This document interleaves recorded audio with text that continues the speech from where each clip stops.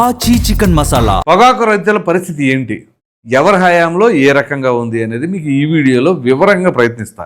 ఎందుకంటే నిన్న మాజీ ముఖ్యమంత్రి జగన్మోహన్ రెడ్డి పర్యటన చేశారు. ఆ పర్యటనలో అనేక రకాలైన కామెంట్స్ కూడా చేశారు.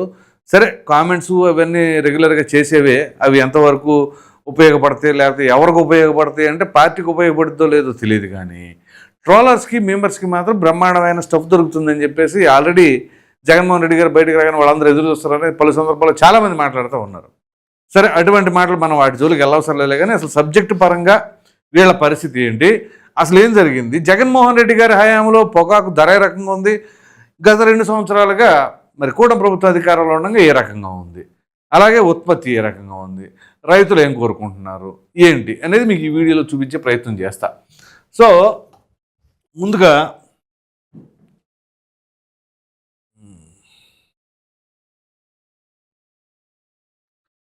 యాక్చువల్గా ఇది ఒకటి బాగా సర్క్యులేట్ అవుతుంది.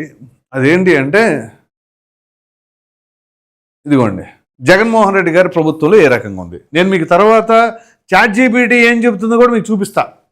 అసలు మామూలుగా ఇప్పుడు టెక్నాలజీని కూడా వాడేద్దాం, వాడేసి దాన్ని బట్టి ఇక అదేంటే మన చేతిలో ఉన్నది కాదు కదా, అదే సెట్ చేసి ఇస్తుంది. సో వైసీపీ హయాంలో 2019లో ఇదిగో మిలియన్ కిలోలు 45.7 అనుమతించిన పరిమాణం, విక్రయించింది 38.8. ఇది యావరేజ్ ధర 142 రూపాయలు. సరే, 2020 సేమ్ అంతే, ఇక్కడ కొంచెం పెరిగింది, విక్రయించింది 140, కొంచెం పెరిగింది. 2021 40.5 అనుమతించిందేమో కొంచెం తగ్గింది, విక్రయించిందేమో 38.7, యావరేజ్గా 161. ఇవి మరి ఈ కోవిడ్ సీజన్లో కొంచెం పెరిగింది. మరి 2022 సో ఈ అనుమతించింది ఓకే, విక్రయించింది ఓకే, 192 ధర పెరిగింది ఓకే, గ్రాడ్యువల్గా పెరుగుతోంది, ఇక్కడ మాత్రం కొంచెం తగ్గింది. 2023లో 248 ఇది. సో ఇక్కడ మనం కనుక గమనించినట్లయితే యావరేజ్గా ధర పెరుగుతూనే వచ్చింది. జగన్మోహన్ రెడ్డి గారు మా హయాంలో 248 అన్నారు, ఓకే బాగానే ఉంది. ఇక తర్వాత 2024కి వచ్చేసరికి ఇదిగోండి, యాక్సెప్ట్ చేసింది కూడా అంతే, ఇక్కడ విక్రయించింది చూడండి 64.3, కాస్ట్ 326 రూపాయలు. ఇక దాని తర్వాత 2025లో 57.8 అనుమతి, విక్రయించింది 80.6, ఇది యావరేజ్ 300, అంటే ఇక్కడ కొంచెం తగ్గింది. ఇక 2026కు వచ్చేసరికి 49 అనుమతించింది, 83 విక్రయించింది, 275. ఇది ప్రస్తుతం సర్క్యులేట్ అవుతున్నటువంటి పోస్టు. ఇప్పుడు నేను మీకు ఒకసారి ChatGPTలో కూడా ఏం వస్తుంది అనేది మీకు చూపిస్తాను. ఇదిగోండి, tobacco prices in AP historical and current shared Grok ఏం చెప్తుంది. ఆంధ్రాలో పొగాకు రైతులకు గిట్టుబాటు ధరలు 2019 నుంచి 24 వరకు, అలాగే 24 నుంచి నేటి వరకు విడివిడిగా ఇవ్వమని చెప్పేసి అడిగిన దానికి అది ఇచ్చిన సమాధానం ఏంటో ఇప్పుడు మీకు చూపించే ప్రయత్నం చేస్తా. రైట్, ఇక్కడ చూడండి, ఇదిగో సేమ్ క్వశ్చన్, ఆంధ్రాలో పొగాకు రైతులకు గిట్టుబాటు ధరలు 2019 నుంచి 24, అలాగే 24 నుంచి నేటి వరకు విడివిడిగా ఇవ్వగలవంటే ఇక్కడ చూడండి, ఆంధ్రప్రదేశ్లో FCB ఫ్లూ కర్డ్ వర్జీనియా పొగాకు రైతులకు సాధారణంగా కేంద్ర ప్రభుత్వం ఇచ్చేలాంటి ఫిక్స్డ్ ప్రైస్ అనేది లేదు, అంటే MSP ధరలు టొబాకో బోర్డు ఆధ్వర్యంలో జరిగే వేలం ఆక్షన్ ద్వారా నిర్ణయించబడతాయి, అంటే వేలం వేస్తారు కదా దాన్ని బట్టి.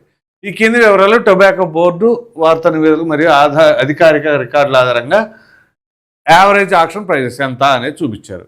ఇందాక నేను చూపించిన దానికి ఇక్కడ చూడండి, 19 124, 2021 147, 21-22 179, 2022-23 225, 2023-24 287 అనుకుంటాం మనం, అక్కడ 288. సో రికార్డు స్థాయి, అంటే 63 రూపాయలు ఎక్కువ అని చెప్పేసి చూపించారు. ఓకే ఫైన్, కరెక్టే కదా. రైట్, ఇక ఈ కాలంలో ధరలు గణనీయంగా పెరిగాయి. 2019-20లో 19-24 మధ్య 2289 చేరాయి. రైతుల ఆదాయం దాదాపుగా రెట్టింపైంది. ఓకే, ఇక చూద్దాం 2024 నుంచి నేటి వరకు.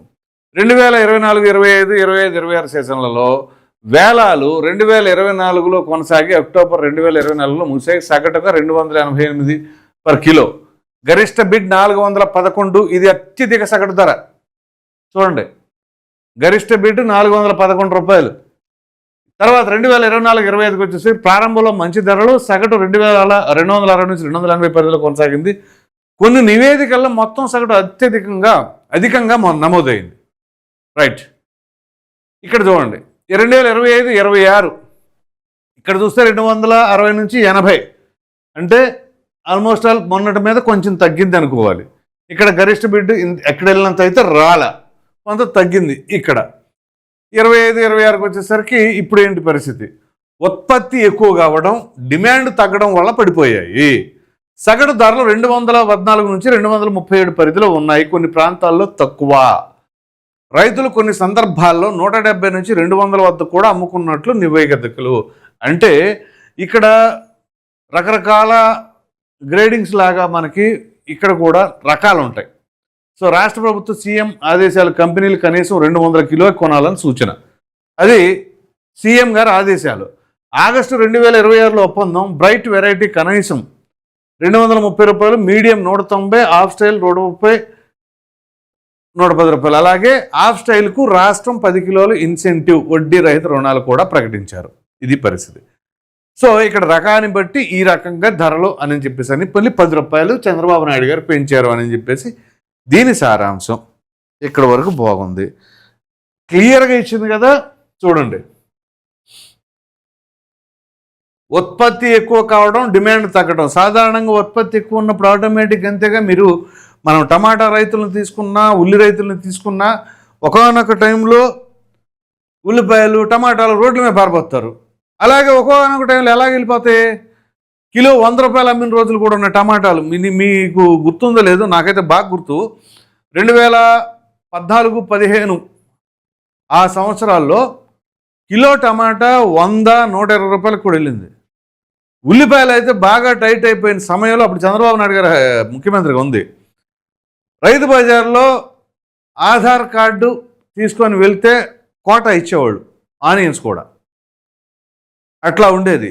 సో రైతుల పరిస్థితి ఏ సమయంలో ఎట్లా ఉంటుందో తెలియదు. ఒక్కోసారి వర్షాభావం కావచ్చు, ఒక్కోసారి ఇది ఉత్పత్తి ఎక్కువ కావడం కావచ్చు.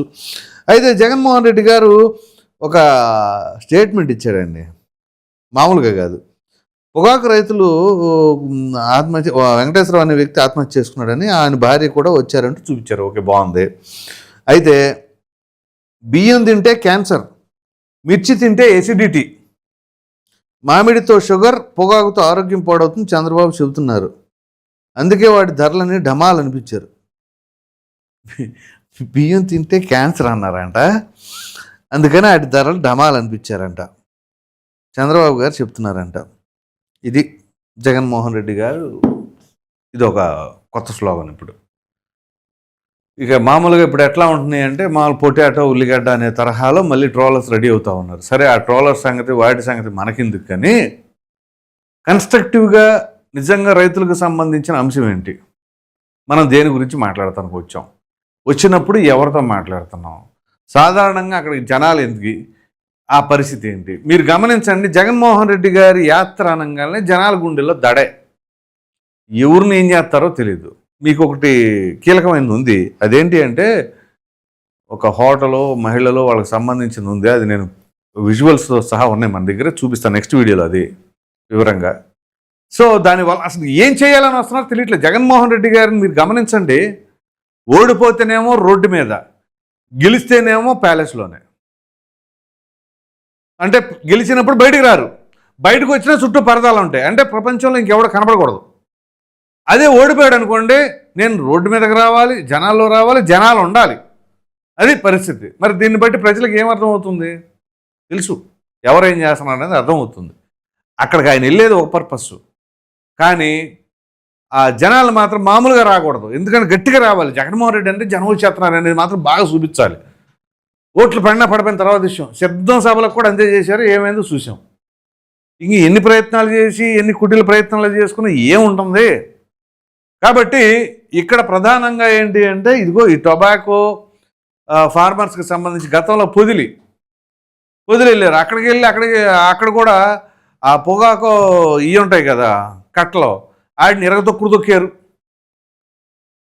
మా దగ్గర రాపోయినా కానీ మేము బాగానే ఉండేవాళ్ళమే అనే పరిస్థితుల్లో ఉన్నారు. ఇప్పుడు జగన్మోహన్ రెడ్డి గారు రావడం వల్ల ఆ రైతులకు నష్టం జరుగుతుంది. ఉన్న ఆ ప్రొడక్షన్ ఏదైతే ఆ ప్రోడక్ట్ ఉంటుందో దాన్ని తొక్కేస్తున్నారు ఎందుకు పనికి రాకుండా.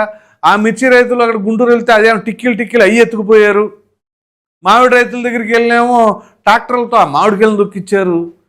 అసలుకే ధరలు ఎవరా బాబు అని అంటే మళ్ళీ ఇది ఒక విధ్వంసాలు. ఇలా అనేక రకాలుగా రైతులే అభిప్రాయపడుతూ ఉన్నారు. సో మొత్తం మీద చూసుకుంటే జగన్మోహన్ రెడ్డి గారి యాత్రలు అయితే మాత్రం నాన్ స్టాప్గా చేస్తున్నారు. అదే అధికారం వస్తే మాత్రం ఎందుకో మరి ఆయన బయటికి రారు. ఒకవేళ వచ్చినా ఈ పరిస్థితులు ఉంటాయి. మరి మీరేమనుకుంటున్నారు ఈ వీడియో పైన అనే అభిప్రాయం అయితే కామెంట్లో తప్పకుండా తెలియజేయండి. Thank you.